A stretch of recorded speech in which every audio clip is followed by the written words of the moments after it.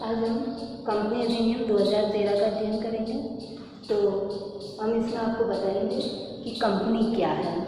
तो सबसे पहले इसकी शुरुआत कहाँ से हुई है, तो इसमें अपन देखेंगे इसकी उत्पत्ति लैटिन भाषा के दो शब्दों कम तथा द्वितीय पैने शब्द से हुई, जिसका अर्थ होता है कि साथ साथ में बैठ कर के कार्य करना, या तो उस साथ में बैठ कर के किसी विषय पर विचार विमर्श करना, कार्य करना।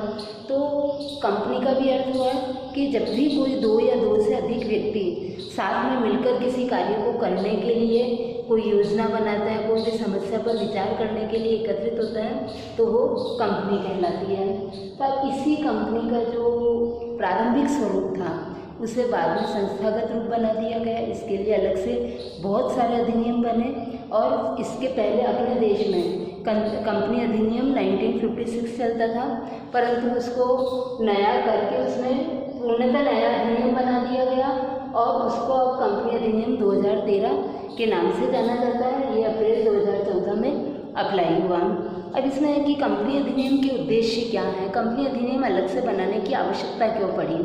तो सबसे पहले तो हम देखेंगे कि कंपनियों का निर्माण एवं प्रबंध में कुशलता लाने के लिए और सुविधा के लिए कि कोई भी उद्यमी प्रोत्साहित हो सके और वो कंपनी प्रारूप में अपनी कंपनी की स्थापना कर सके और इस तरह से उसे कंपनी प्रारूप में मिलने वाली जितनी भी सुविधाएं या बेनिफिट्स हैं उन सबको वो प्राप्त कर सकें। इसी तरह से कंपनी में ट्रांसपेरेंसी रहती है, तो पारदर्शिता बनाए रखने के लिए कि कंपनी क्या कार्य कर रही है, उसके जितने भी शेयर होल्डर्स हैं या जो दूसरे लोग हैं उनको भी कंपनी के पार्षद सीमा नियम के द्वारा उसकी जानकारी होती रहे।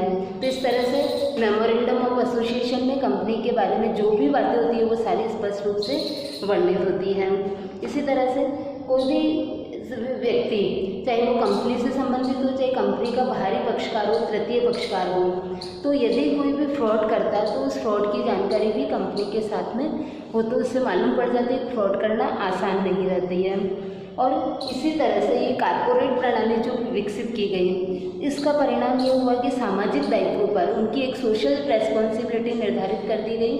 तो उस सोशल रेस्पॉन्सिबिलिटी के द्वारा प्रत्येक कंपनी अपनी तरफ से अपने दायित्वों को पूरा करता है। इसी तरह से कि जो लंबित विवाद है, डिस्प्यूट्स हैं, तो उनको भी आसानी से निपटाया जा सके, तो इसके लिए एक कंपनी अधिनियम की व्यवस्था की गई और उसके द्वारा उन विवादों का समाधान करने का प्रयत्न किया गया। अब हम देखेंगे कि कंपनी क्या है और ये क्यों बनाई गई है, ये मैंने आपको बता ही दिया पहले। पर अब कंपनी क्या है, तो अपन ने इसकी जो परिभाषाएं हैं इनको दो भागों में विभाजित कर दी है। पहली है कंपनी अधिनियम द्वारा दी गई परिभाषाएं और दूसरा अध्ययन करेंगे विषय के विद्वानों द्वारा दी गई परिभाषाएं। तो सबसे पहले हम देखेंगे कि कंपनी अधिनियम द्वारा दी गई परिभाषा बहुत आसान है, परंतु इस परिभाषा को वो ही समझ सकता है जिसको कि कंपनी अधिनियम का ज्ञान है। जैसे कंपनी अधिनियम की धारा 2 और सबसेक्शन 20 के अंतर्गत परिभाषा दी गई है। कंपनी का आशय एक ऐसी कंपनी से है जो इस अधिनियम के अंतर्गत या पूर्व के किसी कंपनी अधिनियम के अंतर्गत इसका समामेलन किया गया है। यानी कि अपने देश में जो भी शुरू से प्रारंभ से लेकर के यानी स्वतंत्रता पूर्व से लेकर के अभी तक 2013 तक जितने भी कंपनी अधिनियम बने हैं उनमें से किसी में उसका रजिस्ट्रेशन या इनकॉर्पोरेशन होना जरूरी है, तो ही वो कंपनी मानी जाएगी, अन्यथा वो कंपनी नहीं मानी जाएगी। तो इस तरह से हम कह सकते हैं कि इस परिभाषा के द्वारा, हालांकि ये पूर्णतः स्पष्ट परिभाषा है, परंतु जब तक हमको कंपनी की विशेषताएं मालूम नहीं हो तब तक हम इस परिभाषा को नहीं समझ सकते हैं। तो इसलिए हम सेकेंड आधार को देखते हैं कि विषय के विद्वानों द्वारा दी गई परिभाषाएं, कि जो विषय के विद्वान हैं जो कंपनी अधिनियम के बारे में समझते हैं, तो उन्होंने कुछ इसको स्पष्ट करते हुए इसकी परिभाषा दी है। तो विषय के विद्वानों के द्वारा जो परिभाषाएं दी गई है, सबसे पहले हम जेम्स के अनुसार देखेंगे। न्यायाधीश जेम्स ने अपनी परिभाषा दी है कि कंपनी का आशय किसी सामान्य उद्देश्य की प्राप्ति के लिए बहुत सारे व्यक्तियों के द्वारा बनाए गए एक संघ से हैं। यानी कि मैंने आपको बताया था कि 2 या 2 से अधिक लोग मिलकर के किसी संघ का निर्माण करता है, उसका कंपनी अधिनियम के अंतर्गत समामेलन करवा लेता है, तो वो कंपनी प्रारूप में हो जाती है। तो इस तरह से वो चाहे तो उसे निजी कंपनी के रूप में ले सकता है, वो चाहे तो उसे पब्लिक कंपनी के रूप में रजिस्ट्रेशन करवा सकता है। तो वो जैसा भी चाहे वैसी कंपनी वो बनवा सकता है। अब इसमें सबसे अच्छी परिभाषा लॉर्ड लिंडले की मानी जाती है।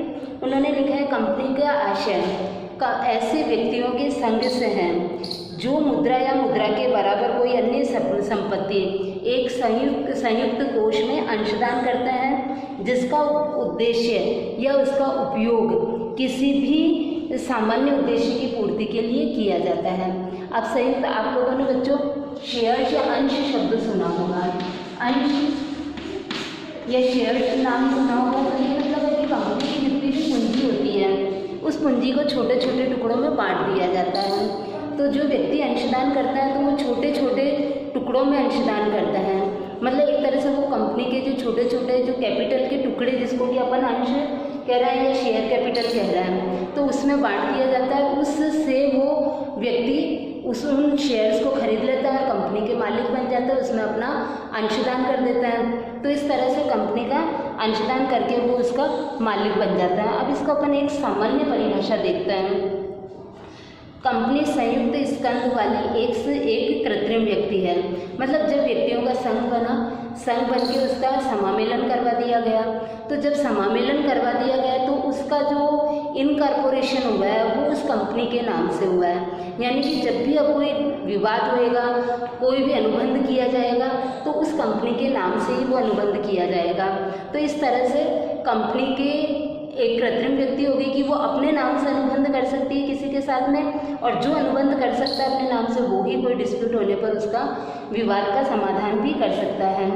और जो अदृश्य तथा अमूर्त है, अब अपन देखेंगे कि वो इनविजिबल है या अदृश्य है। तो अदृश्य का मतलब हो गया कि कंपनी को यदि अपन देखना चाहें तो अपन कंपनी को देख नहीं सकते हैं। अपन एक कल्पना कर सकते हैं कि ये कंपनी है, और उसको अपन जानते किसके हैं, उसके memorandum of association and memorandum of articles के द्वारा जानते हैं कि उसके पार्षद सीमा नियम में जो जो बातें वर्णित है, जो वाक्य दिए हुए हैं, उनके द्वारा अपन अनुमान लगाते हैं कि ये कंपनी क्या है, किस रूप में कार्य कर रही है।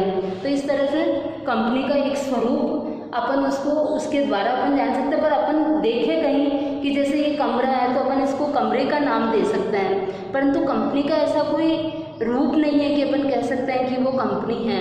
केवल उसको अपन अनुभव कर सकते हैं, उसके कार्यों के द्वारा, उसके द्वारा किए जाने वाले अनुबंधों के द्वारा अपन उसको समझ सकते हैं कि ये कंपनी है। अच्छा, इसको निर्मित करने वाला विधि द्वारा निर्माण होता है। अब विधि द्वारा निर्माण होता है यानी कि जब भी कुछ व्यक्ति मिलकर के एक एसोसिएशन का निर्माण करता है तो वो कंपनी एक्ट के अंतर्गत इसका रजिस्ट्रेशन करवा लेता है। तो रजिस्ट्रेशन करवाते ही वो इसका एक अलग से इसका नाम हो जाता है, इसका रजिस्ट्रेशन हो जाता है। तो वो इसके लिए आवश्यक है। और ये है कि ये निरंतर बदलने वाले व्यक्तियों का समूह है। मतलब कोई भी शेयर होल्डर है वो यदि छोड़ करके चले जाता है, वो इसको किसी को ट्रांसफ़र कर देता है, तो कंपनी अपनी जगह बनी हुई रहती है, वो शाश्वत है और उसके शेयर होल्डर्स बदलते रहते हैं, कंपनी का अस्तित्व समाप्त नहीं होता है। तो इस तरह से हम एक सामान्य परिभाषा हम कह सकते हैं कि कंपनी विधान द्वारा निर्मित एक कृत्रिम व्यक्ति है। मतलब विधान यानी कंपनी अधिनियम के द्वारा निर्मित एक आर्टिफिशियल पर्सनैलिटी है जिसका अपने सदस्यों से सेपरेट एंटाइटी है। मतलब सदस्य अलग हैं और कंपनी अलग है, तो उसकी सेपरेट एंटाइटी है और अपने उसका एक अविच्छिन्न उत्तराधिकार होता है। अविच्छिन्न उत्तराधिकार मतलब कंपनी समाप्त, सदस्य यदि डेथ हो जाती है तो कंपनी समाप्त नहीं होती है, बल्कि वो कंपनी गतिशील रूप से चलती रहती है। और इस कंपनी का निर्माण किसी विशेष उद्देश्य के लिए किया जाता है जिसकी एक कॉमन सील होती है और उस सील के द्वारा ही कंपनी अपने सारे अनुबंधों को पूरा करती है। तो इस तरह से हम कह सकते हैं कि कंपनी एक आर्टिफिशियल पर्सनैलिटी है और वो उस रूप में अपना कार्य करती है। Thank you.